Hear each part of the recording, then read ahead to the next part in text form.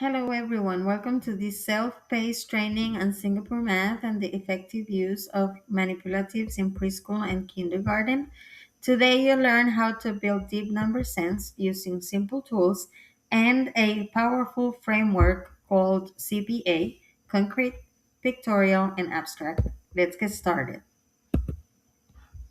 In this session, you'll learn what Singapore math is, why it works, how manipulatives help young children truly understand math, how to use both standard manipulatives and everyday materials, and how to apply these strategies in your classroom immediately.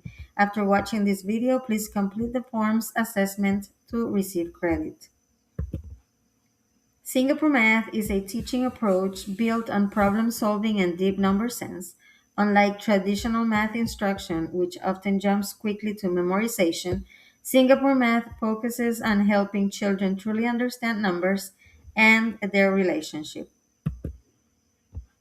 Singapore Math uses a powerful three-step learning process: concrete, hands-on, children use objects; pictorial, drawings, pictures, and visual models; and abstract, equations and symbols.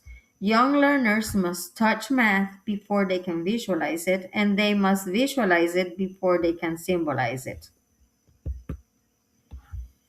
Manipulatives are not toys, they are thinking tools. They help students build number sense, understand quantity, visualize part whole relationships, compare numbers, solve problems with confidence.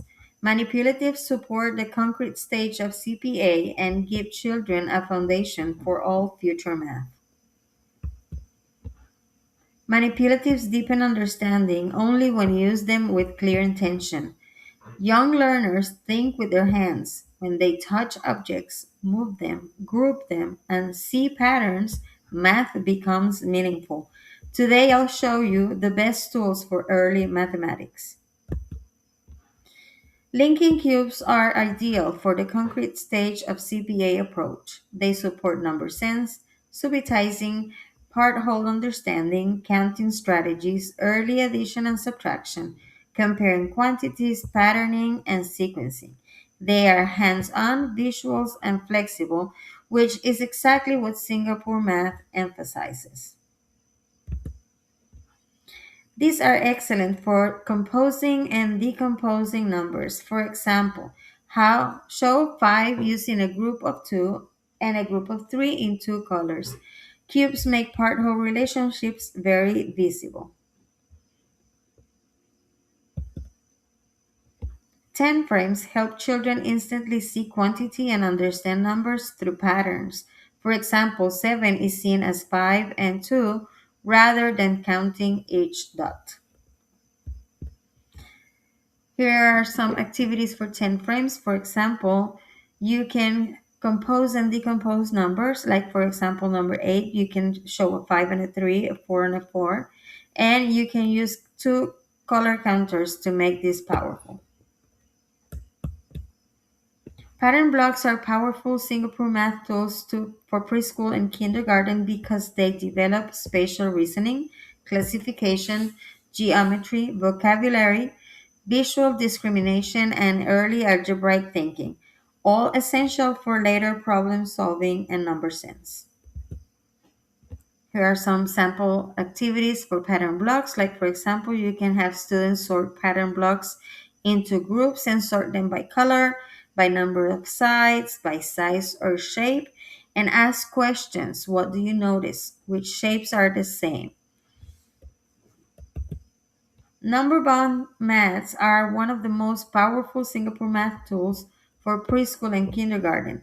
They build the core concept behind Singapore math entire approach to addition, subtraction, fact fluency, and number sense. Every number is made of parts, and parts come together to make a whole. Here are some number bands sample activities. Like, for example, you can put five counters in the whole circle and ask students to sort them into the two parts circles in any way they want. Teacher prompts that you can use: how did you split your counters? Does 2 and 3 still make 5? Can you break 5 in another way? Etc.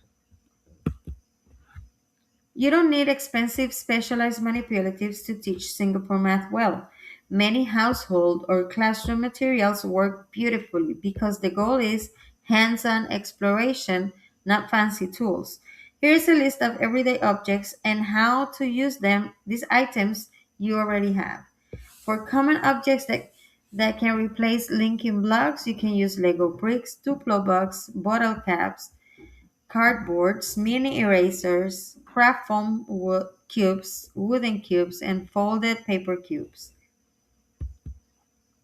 Some objects that can replace 10 frames are egg cartons, ice cube trays, muffin tins, masking tape grid on the table, a laminated paper grid, or cookie trays with stickers. Some objects that can replace counters can be found in any cabinet, like buttons, beans or dry pasta, lentils, rice scoops, pom-poms, beads, mini erasers, coins, small rocks or pebbles, bottle caps, stickers, blocks, play food pieces. They love play food, like cereal or Cheerios or Fruit Loops. Use color balls for sorting by color, size, or type. Foundational skills for Singapore math.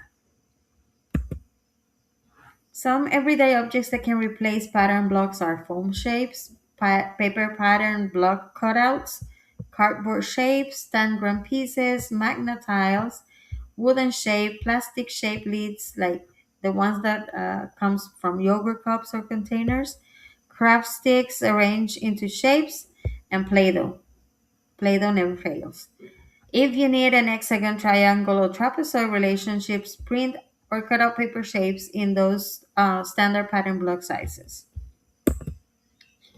Some everyday objects that may be number bonds math substitutes can be anything that visually shows one big place, two little places. Simple alternatives can be three small bowls or plates, one large bowl, it could be a whole, and two smaller bowls could be the parts. Paper circles, tape on the table, hula hoops, a big one and two small ones, post-it notes, embroidery hoops, empty jar lids, a big one and two small, drawn diagrams on whiteboards, and for kids to fill them with buttons, coins, pom-poms, mini erasers, Lego, or any snacks. For centers, you can draw number bonds on plastic page protectors so students can write the numbers with a dry erase marker. This is an example of a mini lesson, ways to make six. And an objective, teachers will observe how Singapore math lesson progresses through a concrete pictorial and abstract stages, building deep number sense. The concept will focus on part-whole relationships using number bonds. Today we're going to explore the number six. Let's count out six counters together. We have the six counters there and a example of a number bond. Now we are going to place all six counters in the big circle.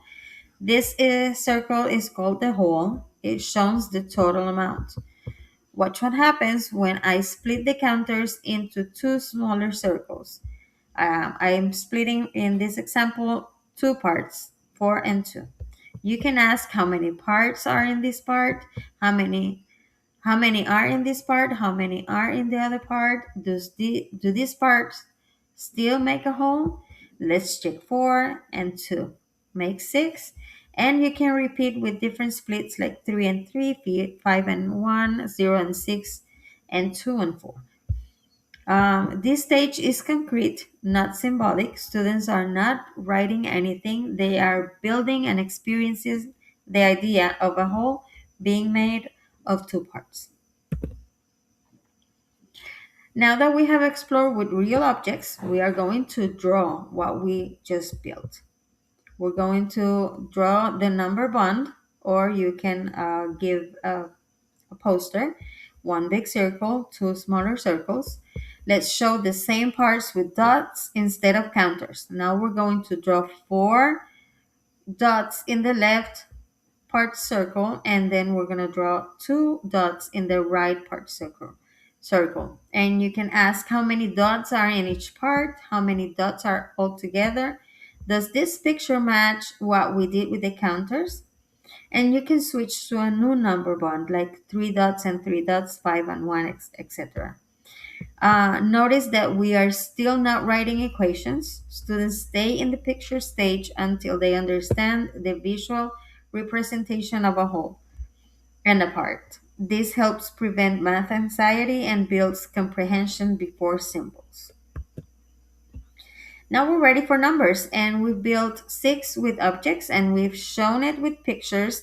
Let's now write it with numbers. We can write 4 plus 2 equals 6, and we can ask which number is the whole, pointing out to number 6. Which number are the parts, 4 and 2, pointing out 4 and 2. And you can write additional decomposition equations like 3 plus 3 equals 6 or 5 plus 1 equals 6. Then introduce the subtraction bonds like 6 minus 4 equals 2 and 6 minus 2 equals 4. This abstract stage is not only introduced after the concrete and pictorial stages, that is the heart of Singapore math. Children understand the structure of the numbers before ever writing symbols. Important teaching moves: ask guiding questions. What do you see? How do you know? Encourage multiple representations and do not rush to abstract worksheets.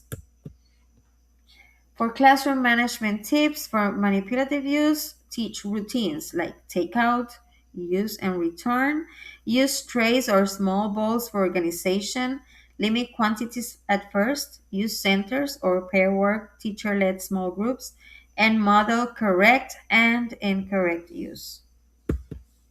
Your next step is complete the post-workshop form. Before we wrap up today's workshop, I need everyone to complete this short post-workshop form. You can access it by scanning the QR code if you prefer.